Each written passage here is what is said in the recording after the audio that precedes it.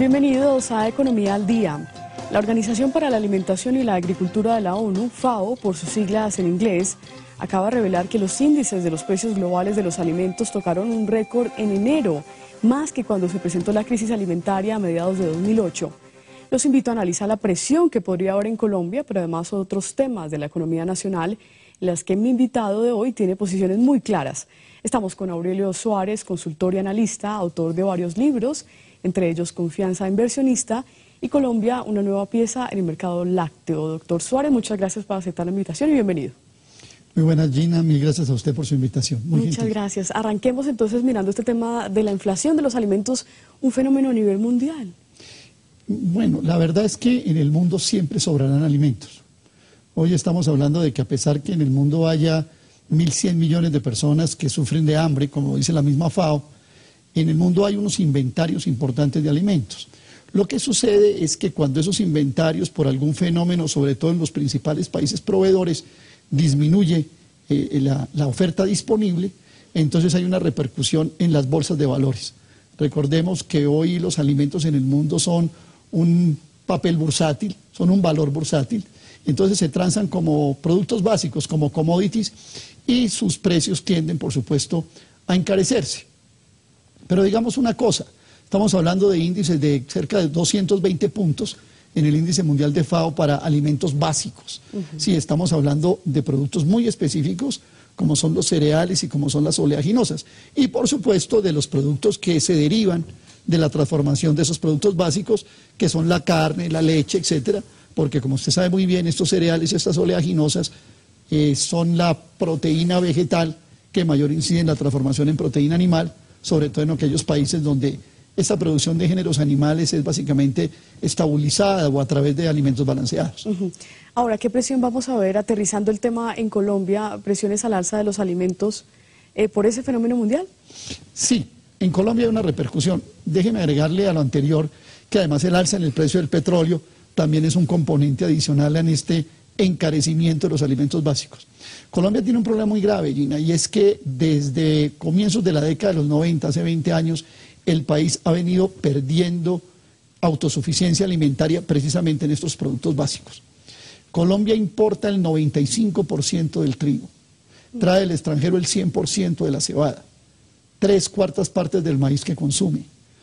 Todos los granos, y me refiero a lentejas, garbanzos, arveja seca, Colombia trae el 90% de la soya y el 90% del sorgo.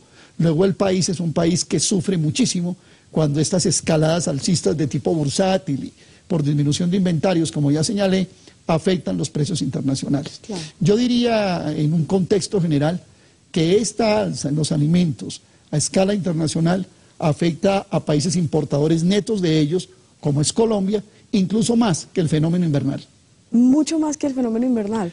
Pues mire que en Colombia hay 4 millones de hectáreas sembradas en productos agrícolas. Y teniendo en cuenta lo que el gobierno ha señalado de 350.000 hectáreas en cuanto a producción agrícola afectadas, pues estaríamos hablando de una afectación del 10% del área agrícola, de la superficie agrícola colombiana. Luego uno sopesaría qué nos está afectando más, importaciones costosas o afectaciones por invierno de un 10%. Digamos que el único factor que puede ayudar en que no se sienta tanto hoy lo de las importaciones de alimentos es la caída del dólar con respecto al peso. Hoy estamos hablando de dólar de 1.850 pesos y entonces eso morigera un poco el efecto real que tienen el alza internacional de los precios de los productos básicos. Si el dólar estuviera a niveles de 2.000 pesos o algo más, creo que estaríamos viviendo una situación muy grave. Y digamos esto, países que son importadores netos de alimentos como Egipto, por ejemplo, que ya había producido, ocasionado huelgas, tú te acuerdas, en el año 2008, hoy ese es un elemento que está contando muchísimo en la famosa revolución de los jazmines que se está dando allí, principalmente en el Cairo. Claro, y es el principal comprador de trigo, ¿no? A propósito, claro, pero siendo una paradoja, ¿no?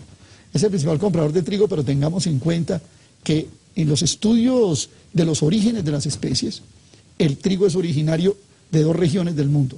Por una, de la media luna fértil, entre los valles Tigris y Éufrates, y en la otra, en el valle del río Nilo, precisamente en Egipto.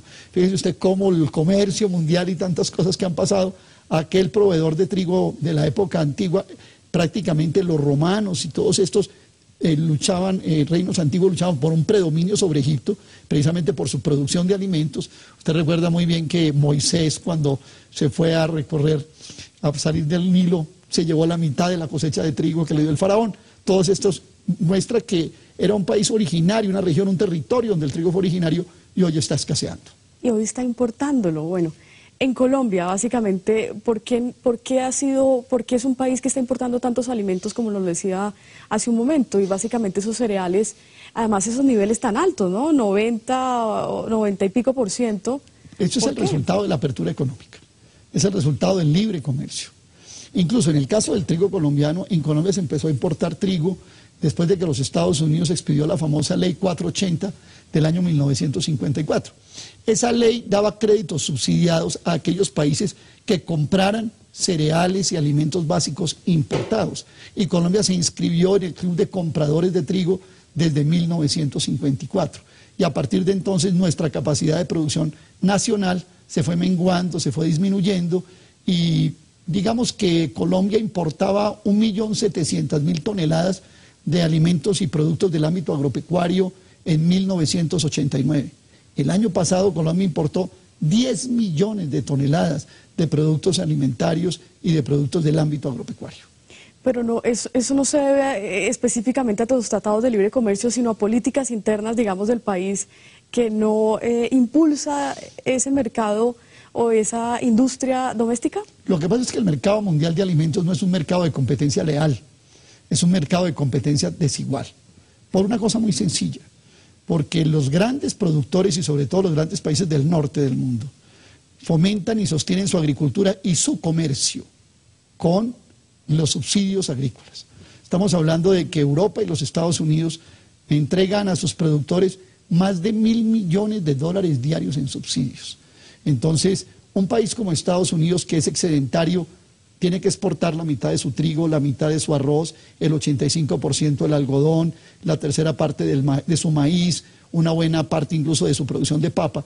Entonces, estos países apalancan su comercio internacional con los subsidios directos e indirectos que les entrega el Estado y entonces fácilmente pueden horadar la leve resistencia que los productores, fundamentalmente campesinos, en regiones y en países de ingreso medio y bajo, puedan oponerle a productos que vienen a través, digámoslo, de una práctica comercial ilegal y legítima, que se llama el dumping, y que, aunque ha sido condenada en los distintos foros e instituciones comerciales internacionales, se sigue practicando.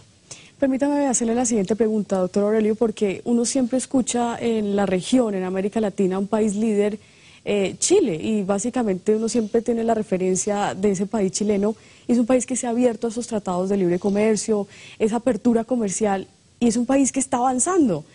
¿No deberíamos tenerlo como referencia? Chile es un importador neto de alimentos. Lo único que a Chile le quedaba era trigo. Yo me acuerdo que hace 5 años, cuando tuve la oportunidad de estar en Santiago de Chile y hablar con algunos dirigentes del ámbito agropecuario, Chile estaba en un proceso de autosuficiencia de trigo, más o menos. Hoy ya prácticamente la ha venido perdiendo. Pero es que Chile ha venido aplicando un modelo, digamos el típico modelo del modelo de ventaja comparativa, y es que exporta un producto para poder comprar otros. ¿Qué significa? Que Chile ha tenido una ventaja enorme con la producción y la exportación de cobre. Y el cobre le financia las importaciones de alimentos. Yo creo que esa no es una buena política, por una cosa muy sencilla. Un país que pierde su producción de alimentos pierde en algo su capacidad política de autodeterminación y de soberanía. Y en un momento dado, cuando en el mundo pueda suscitarse alguna situación, digamos, de una especie de crack en materia de alimentos, aquellos que los poseen no los van a exportar. Y los que hemos perdido la capacidad de producirlos, ¿con qué vamos a alimentar a nuestra población?